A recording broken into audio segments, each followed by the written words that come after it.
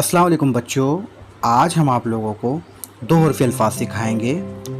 दो हरफ़ी अल्फाज का मतलब है जो अल्फाज दो हर्फ से मिलकर बनते हैं। तो आइए आज का सबक शुरू करते हैं। आज, आज। आम, आम। आस, आस।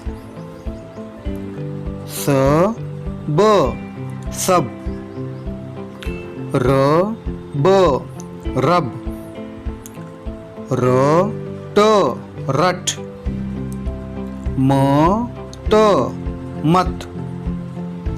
तक, तक।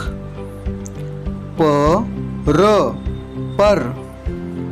Sir, sir. टर, टर। डर, डर। चल, चल। सच, सच। बच, बच। हक, हक। दस, दस। बस, बस। जी बच्चों, आज हम लोगों ने दो हरफ़ी अल्फाज सीखे हैं।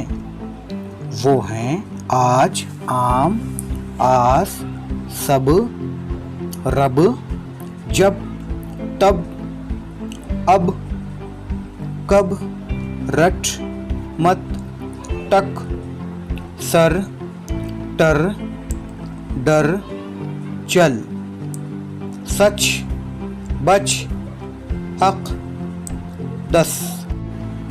तो इसी के साथ ही आज का सबक अपने इख्तिताम को पहुंचा।